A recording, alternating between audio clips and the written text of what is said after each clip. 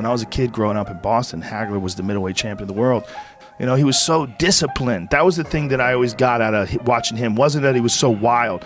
He was so mentally strong. He had an iron chin, and his discipline was impeccable. I realize now what they want to see. Every championship fight, they want to see a knockout. They want to see somebody knocked down. So there's no doubt in my mind that I can't win this fight or that I won't knock down.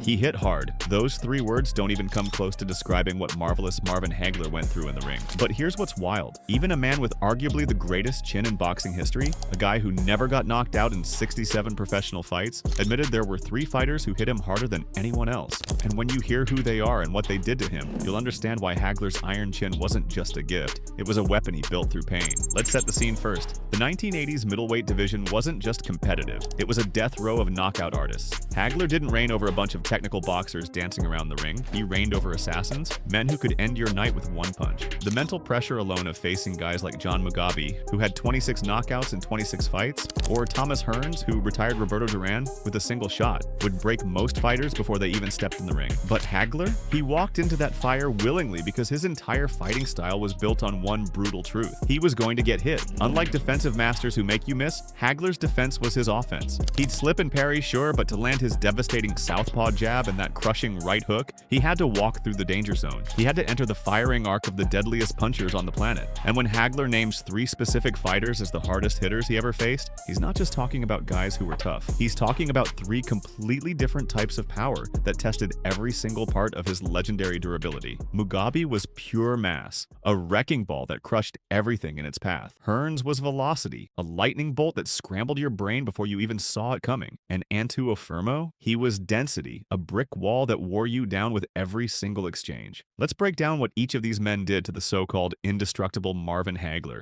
Before we dive into the 3 fighters, you need to understand how Hagler built that legendary chin in the first place. Durability isn't just about heart, it's about physiology, neck strength, leg strength, how your body absorbs and distributes force. Hagler engineered his resistance to punishment in the freezing isolation of Cape Cod. Under the Petronelli brothers, he'd lock himself away in closed motels during the winter, calling it jail. No distractions, just pure training. And here's the crazy part. While modern athletes wear cushioned running shoes, Hagler did his road work in heavy army boots. He'd even run backwards in those boots to simulate defensive movement. Why? Because it thickened the connective tissue in his legs and lower back. When you get hit, the force travels down your entire body. If your legs are weak, your head snaps back violently and your brain slams against your skull. But Hagler's legs were like tree roots. They anchored him to the canvas and turned his entire body into a shock absorber. Then there's his neck. Hagler's neck was absurdly thick for a middleweight. He did neck bridges and isometric holds constantly, rigidly coupling his skull to his torso. Here's the science. Most knockouts happen because the head rotates too fast and the brainstem twists, shutting down your nervous system. But Hagler's neck was so strong that when he got hit, his opponents weren't just punching a 10-pound head. They were effectively punching a 160-pound unit. His whole body moved as one piece, distributing the force so his brain never rattled around inside his skull. That's why he never got knocked out cold. Not once. The only time Hagler touched the canvas was against Juan Roldan in 1984, and that wasn't even a real knockdown. Roldan grazed the back of his head while Hagler was pivoting, pulling him off balance. Hagler popped right back up, clear-eyed and furious. If the hardest shot from a top contender only caused a slip, imagine the threshold of pain required to actually hurt this man. Now let's talk about the first puncher, John Mugabi, the Beast. After Hagler survived their war in 1986, he looked into the camera and said, "You walked right in against the cannon. That's not just respect, that's trauma speaking." Mugabi represented pure blunt force. No finesse, no setups, just raw destructive power designed to break you structurally. When Mugabi stepped into the ring at Caesar's Palace, his record was 26 wins, 0 losses, and 26 knockouts. A perfect 100% knockout ratio. He'd never heard the final bell. Every opponent he faced, he destroyed. And Hagler knew it. Mugabi's punching style was all about mass commitment. He threw wide, looping hooks and thudding uppercuts from a flat-footed planted stance, putting his entire body weight behind every shot. Because Hagler fought out of a crouching southpaw stance, he was vulnerable to uppercuts, and Mugabi landed them repeatedly. Throughout the fight, those right uppercuts snapped Hagler's head back, rattling him in ways most fighters never could. Hagler later said Mugabi could punch like hell and that every shot was heavy. Not sharp like a cut, but heavy like a weight pressing down on you. Even when Hagler blocked, the force transferred through his guard, wearing down his shoulders and arms. Mugabi's punches caused deep tissue bruising and systemic exhaustion. This wasn't about one knockout shot. It was about breaking Hagler down piece by piece. The 6th round of that fight is considered one of the most brutal brutal exchanges in boxing history. Mugabi landed bombs that would have knocked out any other middleweight, but Hagler didn't retreat. He fired back. He had to. Giving Mugabi space meant letting him reload those cannons. So Hagler stayed in the pocket, trading leather with a man who'd never lost. Analysts watching said Hagler absorbed a continual assault. By the later rounds, Hagler was taking Mugabi apart with short punches, but the damage was done. Mugabi had never been past the 10th round. Hagler dragged him into deep water and drowned him, stopping him in the 11th. But to do that, Hagler had to act as the breakwater for Mugabi's tidal waves of power. If you've ever watched Hagler take those shots and keep walking forward, tell me in the comments which punch you think was the hardest he ever ate. Here's the thing that proves how devastating Mugabi's power really was. After winning by knockout, Hagler seriously thought about retiring. He said this was one of his toughest fights and that he didn't think he'd have another big media hype like that again. The Mugabi fight is the moment boxing historians say Hagler got old overnight. The accumulation of those concussive impacts slowed his reflexes. That deterioration showed up 1 year later when Sugar Ray Leonard outboxed him in their controversial decision. Mugabi didn't take Hagler's title, but he took something just as important. He took Hagler's prime. Now let's talk about the second puncher, and this one's different. Thomas Hearns, the Hitman. If Mugabi was a cannon, Hearns was a high-velocity sniper rifle loaded with explosive rounds. Hagler's inclusion of Hearns on his hardest hitters list comes down to one specific moment. Round 1 of their legendary war on April 15, 1985. Hearns had a freakish build for a middleweight, 6'1" with a 78-inch reach. That leverage allowed him to generate insane torque on his straight right hand. Unlike Mugabi, who relied on mass, Hearns relied on speed. Force equals mass times acceleration. Hearns' hand speed was so blinding that you often didn't see the punch coming, and the punch you don't see is the one that hurts the most because your body can't brace for impact. Hagler called Hearns' right hand a bomb, and in the opening seconds of their fight, that bomb detonated. Hearns landed his signature straight right flush on Hagler's forehead and chin area. This is the only moment in Hagler's championship career where his legs genuinely betrayed him. His legs went rubbery, a classic sign that your brain's balance system just got disrupted. Analysts noted that Hearns wobbled him and that Hagler was stunned for a moment, but here's where Hagler's greatness shows. His recovery was instant. He clinched, reset,